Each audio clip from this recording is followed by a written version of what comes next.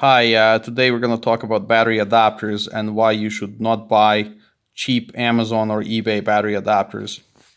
I see a lot of people try to use their old DeWalt slide packs on new Milwaukee tools or try to use Milwaukee batteries on Ryobi tools or what have you.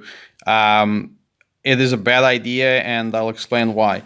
This is a genuine DeWalt adapter. This allows you to use DeWalt slide style packs on old pod style tools.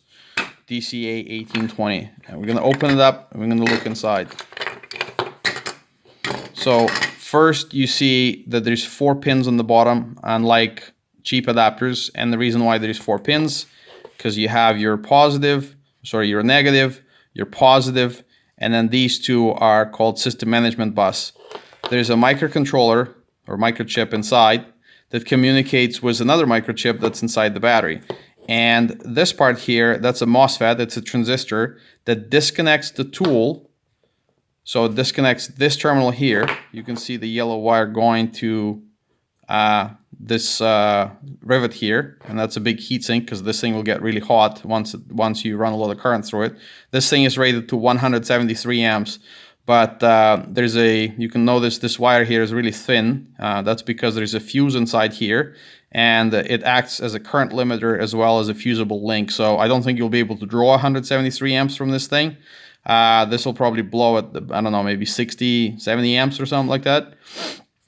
And this here is another transistor that does some sort of control or disconnect. So this thing is fairly intelligent. The cheap adapters you buy on eBay, they just have 2 wires going from positive and negative right to the positive and negative going to your tool. So if your tool has built-in under voltage protection, it'll shut off once the battery dies. Most of the time, the tool relies on the battery telling the tool over the SM bus or system management bus to shut off, because this, on all modern tools except for Ryobi, this MOSFET is in the tool itself. It's in the trigger assembly. So if you have DeWalt or Milwaukee or Makita, these MOSFETs are in the tools. They're not in the batteries. So the batteries only care about charging, and they only care about shorts. So most batteries have fuses built in. Most batteries would not shut off if you over discharge them. So once you drain your battery below, I believe it's 14 volts, it'll refuse to charge. And I see a lot of tips on YouTube where people suggest sticking 20 volts on the battery terminals and leave it there for a couple of minutes to recharge the battery. This only works if your pack is healthy. If one of the cells is failed short or it's dead, for example, you will be overcharging the rest of the cell, and one of them can potentially burst into flames because there's no protection between these terminals, and these are directly connected to your lithium packs. When you charge the battery, there's additional terminals through which the voltage is injected into the pack, not through these. These are for draining the battery only. So this is to get the power from the battery to your tool. So putting 20 volts on these is not a good idea. If you want to revive the pack, you need to charge each cell individually, which is a proper lithium charger or a programmable power supply. You need to know what you're doing. You need to know the cell characteristics. So you need to know the maximum charging current, the maximum voltage. Some cells are 4.1 volts, some cells are 4.2, some are 3.6. So if you don't know what the voltage is and you set your power supply to 4.2 and the cell is rated to 3.6, it can potentially burst into flames. So hopefully this convinces you to stop buying these stupid adapters on eBay and Amazon, because 99% of them, they have no electronics inside of them whatsoever. They have 2 wires going from the lithium pack right into your tool. They rely entirely on you stopping using the tool when it slows down. So maybe some tools will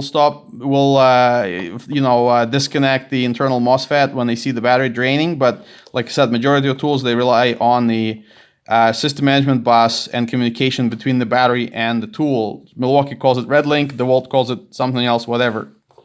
So, but either buy genuine adapters or buy the correct batteries, but don't buy the eBay or Amazon adapters, because they will damage your tools, or your batteries rather. They can potentially damage your tools too. If there's some sort of fault condition in the battery, it's not gonna, the battery won't be able to tell the tool to shut off. So, and the tool can burn. The adapters could be actually miswired too. Oftentimes I've seen on Chinese goods where positive and negative are switched around on one of the terminals. And I guarantee you 100% that if you connect a wrong polarity to a Milwaukee tool, you will blow up the trigger assembly. So don't buy them. Buy genuine batteries, buy proper adapters. Don't buy cheap adapters. There's a big difference between this and those crappy $20 adapters from Amazon. And if you don't know what you're doing, don't try to revive your batteries. Also, a lot of modern batteries keep track of the lowest voltage, the highest voltage, a lowest temperature, and highest temperature they've ever seen. Some batteries keep track of charge cycles. For example, the first round or first generation of 5 amp hours Milwaukee batteries, they actually count the charge cycles. I'm not sure if newer ones do. You can check it by pressing the battery gauge button for 1 second, letting go, and then pressing it again and holding it for 3 more seconds. It'll actually flash the date code, charge cycles, and so on the 4 battery level LEDs.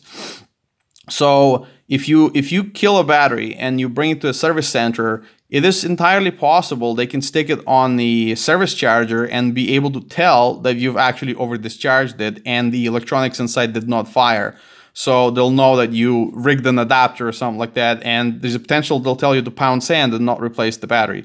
So don't play stupid games. Just buy real batteries, buy proper batteries, or buy proper adapters. Don't buy shitty adapters on Amazon. I hope this helps.